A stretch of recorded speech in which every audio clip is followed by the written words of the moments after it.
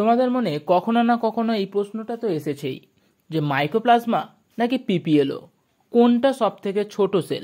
এনসিইআরটিতে দেওয়া আছে মাইকোপ্লাজমার length 0.3 micrometer আর পিপিএলওর size 0.1 micrometer.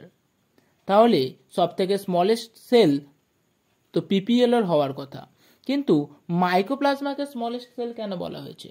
এই বিষয়টা জানার জন্য তোমাদের প্রথমেই জেনে নিতে হবে what is size and what is length. এই বিষয়টাকে আমরা একটা ছোট্ট এক্সাম্পলের সাহায্যে জেনে নেব।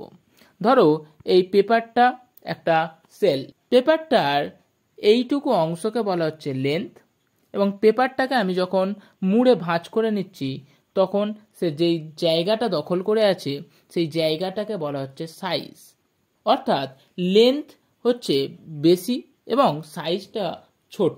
তাহলে এখানে মাইকোপ্লাজমার ক্ষেত্রে লেন্থ দেওয়া আছে তাই মাইকোপ্লাজমাকে বড় মনে হচ্ছে, এবং পিপিএলওর ক্ষেত্রে এখানে সাইজ দেওয়া আছে তাই পিপিএলওকে ছোট মনে হচ্ছে।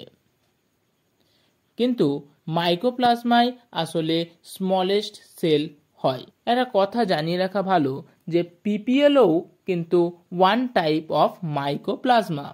পরীক্ষায় যদি কখনো কোয়েশ্চেন আসে যে what is the smallest cell, তাহলে তোমরা অ্যান্সার দেবে মাইকোপ্লাজমা। আর যদি অপশানে মাইকোপ্লাজমা না থাকে এবং পিপিএলও থেকে থাকে তখন তার অ্যান্সার হয়ে যাবে কি পিপিএলও।